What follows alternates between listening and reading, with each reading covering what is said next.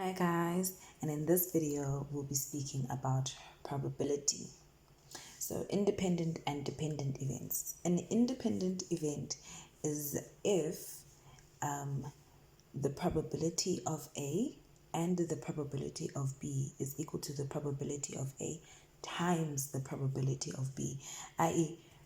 an independent event is knowing the outcome of B doesn't affect the probability of A.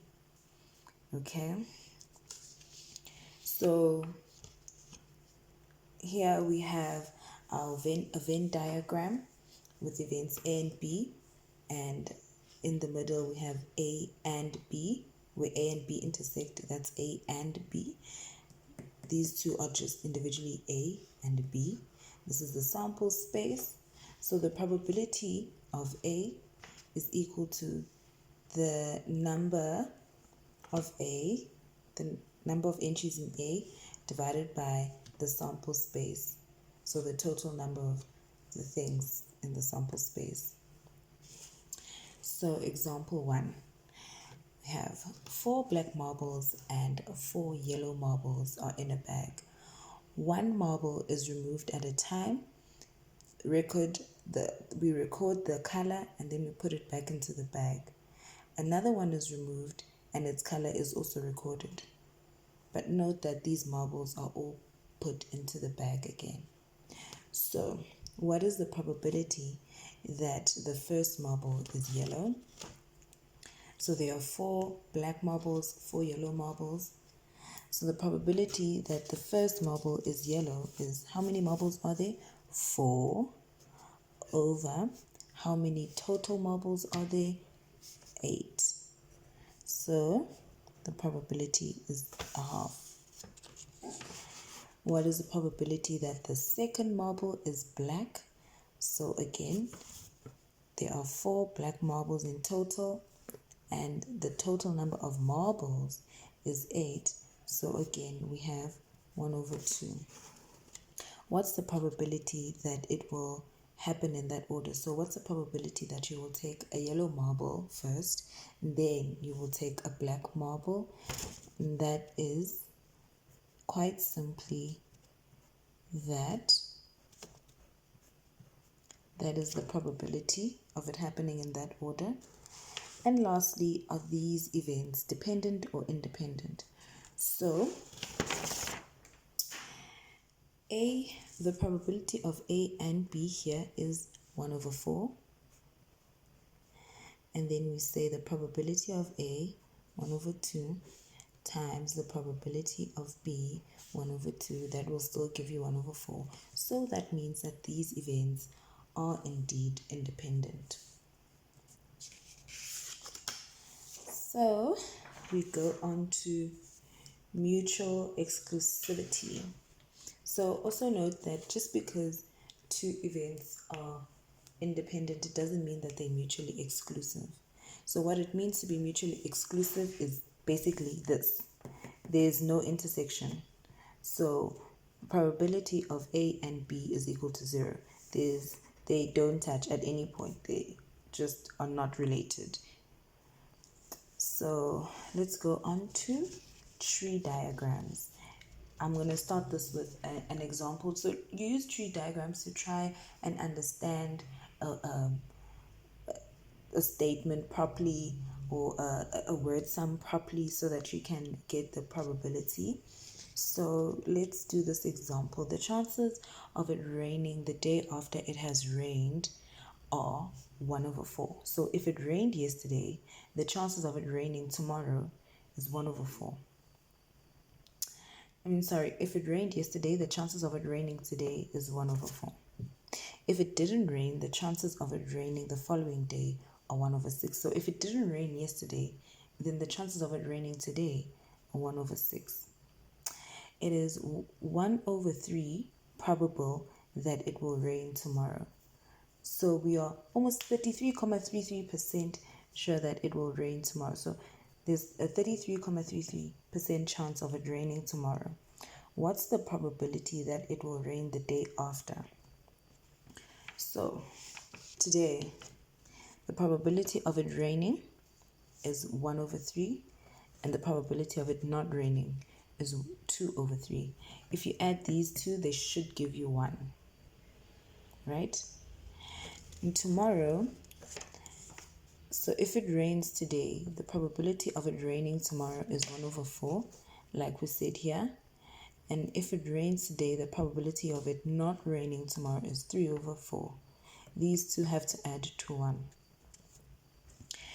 And if it does not rain today, the probability of it raining tomorrow is 1 over 6. That's what we said. And the probability of it not raining is 5 over 6.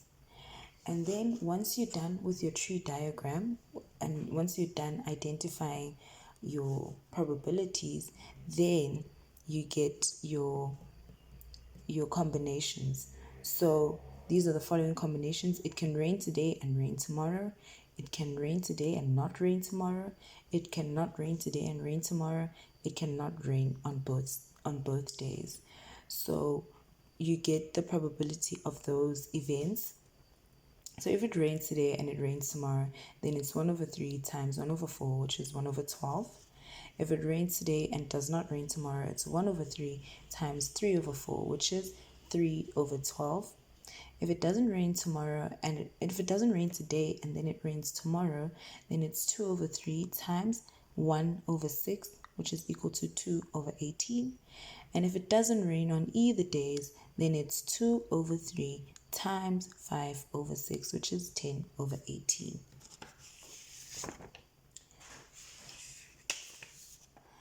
And now we go on to contingency tables. A contingency table keeps record of the counts of the percentage in a probability problem. So example 1, a doctor runs tests to see how many people are infected with a new virus that has surfaced. 150 women and 100 men participated, so they are the ones that got tested. 70 women and 50 men have contracted the virus. So 70 women and 50 men have tested positive to the virus. So the total number of people that have tested positive to the virus are 70 plus 50, which is 120. And the total number of people who got tested is 150 plus 100, which is 250. Now, how many women were tested negative to the virus? That is the total number of women minus the number of women that tested positive. That gives us 80. And how many men have not contracted the disease? That is 50. And how many people in general are negative? That's 80 plus 50, and that is 130. So what is the probability that a woman has contracted the virus? So the probability that a woman has contracted the virus is 70 over 150, because you're a woman and you've contracted the virus. What's the probability that a man did not get affected? So a negative man is 50 over 100. And then lastly, is the spread, okay, and that is half, and that is 7 over 15. Is the spread of the virus independent of gender? So how do we know? So independent, we said probability of A and B is equal to probability of A times the probability of B. So let's see if the events that you are a woman and you have contracted the disease are independent. So probability A, probability of you being a woman, that is 150. Probability that you're a woman, 150 over 250, which is 15 over 25. The probability that you have contracted the disease is, how many people are positive? 120 over 250, that is 12 over 25. And then the probability that you are a woman and you have contracted the disease, so probability of A and B is probability that you're a woman and you have contracted the disease is 70 over 250, which is 7 over 25. So now we do this. 7 over 25, is it equal to 15 over 25 times 12 over 25? Let's check. 15 over 25 times 12 over 25 is this is equal to 36 over 125, and that is not equal to 7 over 25.